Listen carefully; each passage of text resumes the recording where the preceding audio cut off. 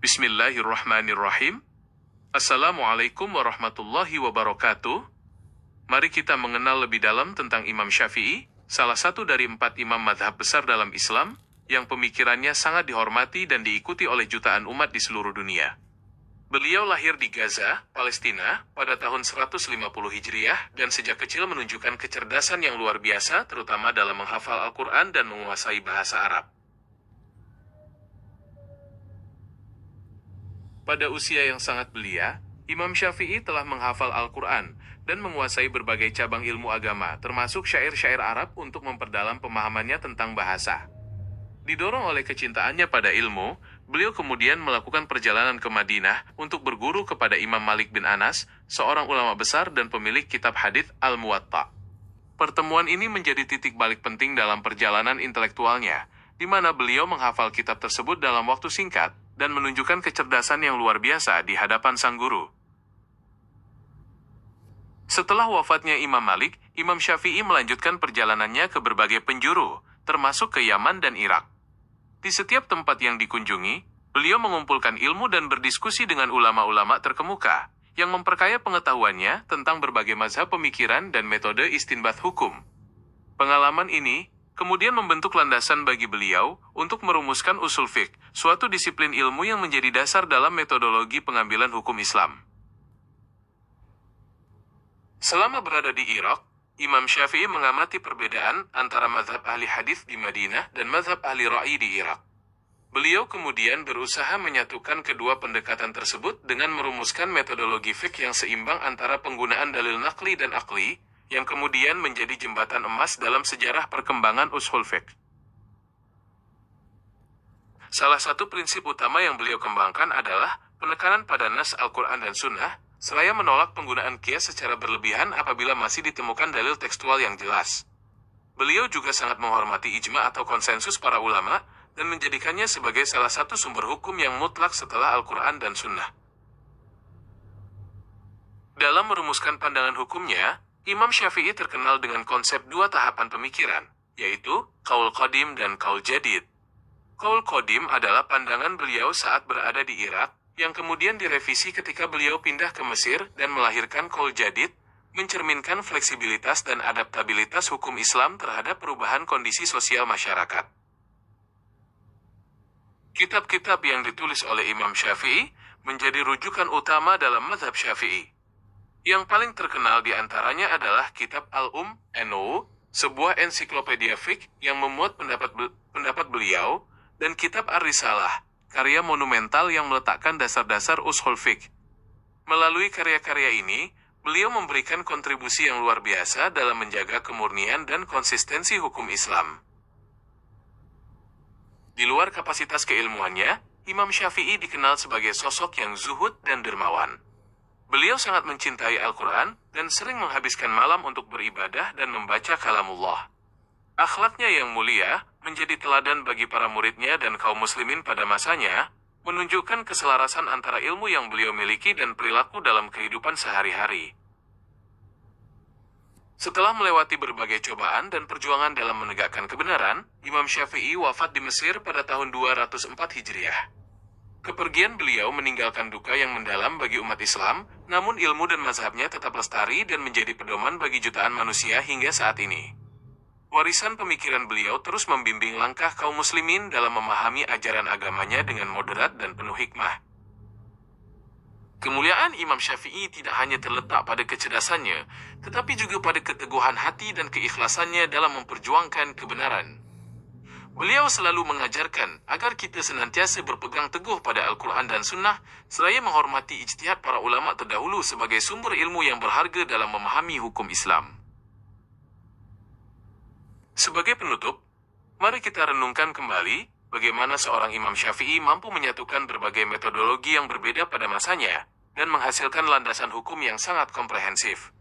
Pemikiran beliau bukan hanya sekadar teori, tetapi sebuah panduan praktis yang telah terbukti relevan dalam menyelesaikan berbagai persoalan umat dari masa ke masa. Mari kita telusuri lebih jauh tentang hubungan Imam Syafi'i dengan para ulama sezamannya. Beliau dikenal sangat menghormati guru-gurunya dan juga menghargai pandangan murid-muridnya. Salah satu murid beliau yang paling terkenal adalah Imam Ahmad bin Hambal, yang memiliki ikatan kuat dan saling menghormati dengan Imam Syafi'i dalam berbagai masalah keilmuan. Dalam menyaring hadis untuk dijadikan dasar hukum, Imam Syafi'i menerapkan metodologi yang sangat ketat. Beliau membedakan antara hadits yang mutawatir, yang diriwayatkan oleh banyak orang sehingga kepastiannya mutlak, dengan hadits ahad yang diriwayatkan oleh sedikit perawi. Beliau menetapkan syarat-syarat yang harus dipenuhi agar hadits ahad dapat diterima sebagai dalil hukum, menjaga agar syariat tetap berada di atas pondasi yang benar-benar kuat dan otentik. Menarik untuk dicatat bahwa Imam Syafi'i sangat menguasai bahasa Arab dan sastra, yang menjadi modal utama beliau dalam menggali hukum dari Al-Quran dan Sunnah. Beliau bahkan sering berdiskusi dengan para ahli bahasa untuk memastikan pemahaman yang tepat terhadap setiap lafal dan konteksnya. Salah satu teladan luar biasa dari Imam Syafi'i adalah kerendahan hatinya dalam menerima kebenaran. Beliau pernah menyatakan bahwa beliau selalu berpendapat dengan keyakinan benarnya, namun beliau juga menyadari kemungkinan adanya kesalahan, dan sebaliknya ia memandang pendapat orang lain salah, tetapi tetap membuka kemungkinan pendapat tersebut benar. Sikap ini menunjukkan kelapangan dada dan ketulusan beliau dalam mencari ilmu semata-mata karena Allah, bukan untuk membela ego atau kelompok. Mari kita bahas bagaimana mazhab Syafi'i memberikan pengaruh yang begitu besar di Indonesia. Sejak masuknya Islam ke Nusantara, ajaran dan mazhab Syafi'i menjadi rujukan utama bagi para ulama dan masyarakat, membentuk tradisi keagamaan yang dipegang teguh hingga saat ini, terutama dalam hal ibadah ritual dan muamalah. Perpindahan Imam Syafi'i dari Irak ke Mesir memicu lahirnya pandangan baru yang dikenal sebagai Qaul Jadid. Di lingkungan yang baru ini, beliau menemukan realitas sosial dan budaya yang berbeda, yang mendorong beliau untuk menyesuaikan ijtihadnya agar lebih sesuai dengan kemaslahatan masyarakat setempat, tanpa meninggalkan prinsip-prinsip dasar syariat. Salah satu aspek penting dalam pemikiran Imam Syafi'i adalah perhatiannya yang sangat besar terhadap pendidikan dan pembentukan karakter umat. Beliau seringkali menekankan pentingnya beradab sebelum berilmu, bahwa ilmu yang bermanfaat adalah ilmu yang diamalkan dengan penuh ketakwaan dan kasih sayang kepada sesama. Dalam merumuskan metodologi pengambilan hukum, karya Imam Syafi'i yang berjudul Ar-Risalah menjadi puncak pencapaian dalam usul fiqh. Buku ini meletakkan dasar yang sistematis dan terstruktur mengenai bagaimana dalil-dalil harus dipahami dan digunakan untuk mengeluarkan hukum, menjadikannya tonggak penting dalam sejarah pemikiran hukum Islam.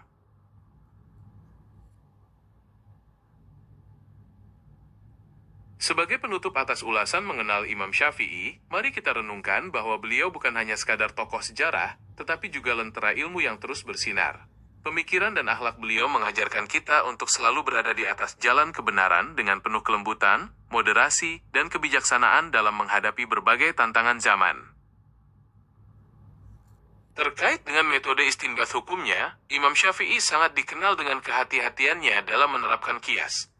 Beliau berpendapat bahwa qiyas hanya boleh digunakan ketika tidak ada dalil yang lebih kuat dan jelas, baik dari Al-Quran maupun Sunnah, untuk memastikan hukum yang dihasilkan tetap terjaga kebenarannya.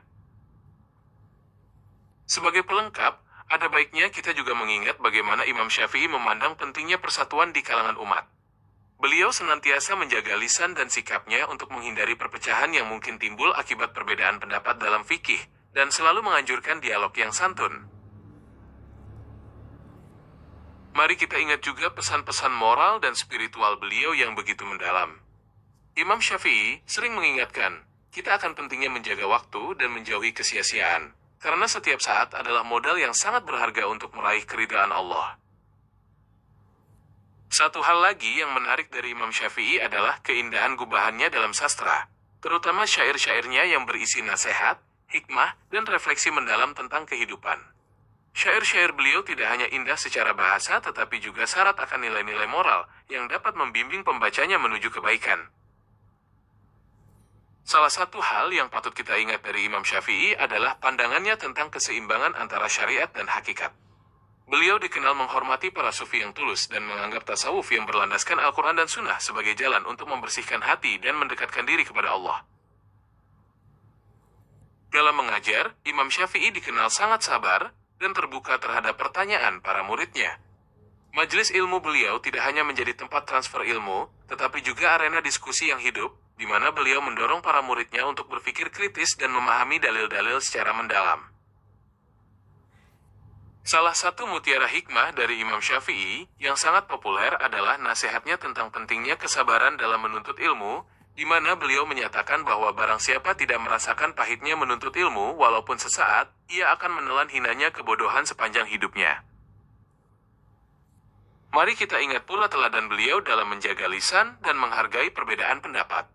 Imam Syafi'i kerap berpesan bahwa persaudaraan di antara umat muslim adalah hal yang utama, sehingga beliau selalu menjauhi perdebatan yang kusir dan lebih mengutamakan dialog yang membawa kedamaian. Satu hal lagi yang sangat mengagumkan dari Imam Syafi'i adalah kedermawanannya, terutama pada bulan Ramadan. Beliau dikenal sangat suka bersedekah dan membantu orang-orang yang membutuhkan, yang menunjukkan keindahan akhlaknya yang sejalan dengan ilmu yang dimilikinya. Mari kita renungkan pesan beliau mengenai pentingnya memilih teman dan bergaul dengan orang-orang soleh. Imam Syafi'i menyiratkan bahwa lingkungan yang baik sangat berpengaruh pada pembentukan akhlak dan pencarian ilmu. Satu hal lagi yang sangat mengesankan dari Imam Syafi'i adalah bahwa beliau tidak pernah berhenti belajar meskipun telah mencapai kedudukan yang tinggi. Beliau selalu merasa dahaga akan ilmu dan selalu terbuka untuk mengambil hikmah dari siapapun. Perlu diketahui pula bahwa dalam berfatwa, Imam Syafi'i sangat memperhatikan kondisi setempat, terutama ketika beliau berada di Mesir dan melahirkan Qaul Jadid. Beliau mengakui bahwa adat kebiasaan yang tidak bertentangan dengan syariat bisa menjadi salah satu pertimbangan dalam menetapkan hukum, menunjukkan betapa bijaksananya beliau dalam memahami dinamika masyarakat. Dalam kehidupan sehari-hari, Imam Syafi'i juga dikenal sangat menjaga kebersihan dan penampilannya. Beliau meyakini bahwa kebersihan adalah bagian dari iman dan mencerminkan akhlak yang baik, serta rasa hormat kepada diri sendiri dan juga kepada Allah. Mari kita ingat pula bagaimana Imam Syafi'i sangat menekankan pentingnya tawadhu atau kerendahan hati bagi seorang penuntut ilmu. Beliau mengajarkan bahwa semakin tinggi ilmu seseorang, seharusnya semakin dalam pula rasa takutnya kepada Allah dan rasa hormatnya kepada sesama. Mari kita ingat pula teladan beliau dalam menjaga lisan dan menghargai perbedaan pendapat. Imam Syafi'i kerap berpesan bahwa persaudaraan di antara umat muslim adalah hal yang utama, sehingga beliau selalu menjauhi perdebatan yang kusir dan lebih mengutamakan dialog yang membawa kedamaian. Selain itu, Imam Syafi'i juga dikenal sangat menghargai kejujuran intelektual dan tidak segan-segan untuk menarik kembali pendapatnya jika beliau menemukan dalil yang lebih kuat. Beliau memandang bahwa mencari kebenaran adalah tujuan utama, bukan untuk mempertahankan pendapat pribadi atau gengsi semata. Satu fakta menarik lainnya tentang Imam Syafi'i adalah manajemen waktu beliau yang sangat terkenal. Beliau dikenal membagi malam menjadi 3 bagian, sepertiga untuk menulis dan mengkaji ilmu, sepertiga untuk beribadah, dan sepertiga lagi untuk beristirahat. Ini menunjukkan kedisiplinan beliau yang luar biasa dalam memanfaatkan waktu. Satu lagi yang mungkin belum banyak diketahui adalah bahwa Imam Syafi'i juga ahli dalam bidang memanah. Beliau sangat gemar berolahraga ini, dan mendorong para muridnya untuk menjaga kesehatan fisik mereka sebagai penunjang aktivitas keilmuan dan ibadah. Imam Syafi'i juga dikenal memiliki kecintaan yang mendalam kepada keluarga Nabi atau Ahl al-Bait. Beliau pernah menggubah syair-syair indah yang menyatakan rasa cintanya, dan menegaskan pentingnya menghormati dan mencintai keturunan Rasulullah. Berkaitan dengan kecintaan beliau kepada Ahl al-Bait, Imam Syafi'i bahkan pernah dituduh sebagai penganut Syiah karena pembelaannya yang kuat terhadap keluarga Nabi. Namun beliau menjawab tuduhan itu dengan syair indah yang menegaskan bahwa jika mencintai Ahl al-Bait dianggap sebagai Syiah, maka beliau adalah orang yang bangga dengan gelar tersebut. Selain itu, Imam Syafi'i juga terkenal dengan pandangannya mengenai hakikat ilmu. Beliau berpendapat bahwa ilmu bukan sekadar sesuatu yang dihafalkan, tetapi cahaya yang Allah berikan kepada hati orang-orang yang bertakwa, sehingga ilmu tersebut dapat membawa manfaat dan perubahan yang baik bagi diri sendiri dan masyarakat. Sebagai penutup dari uraian ini, marilah kita terus mengambil hikmah dari kehidupan Imam Syafi'i. Keteguhan, kecerdasan, dan akhlaknya yang mulia menjadi suluh yang tak pernah padam, membimbing kita untuk senantiasa mencari ilmu dengan penuh keikhlasan, menjaga persatuan, dan mengamalkannya demi kebaikan bersama. Demikianlah uraian mendalam mengenai Imam Syafi'i.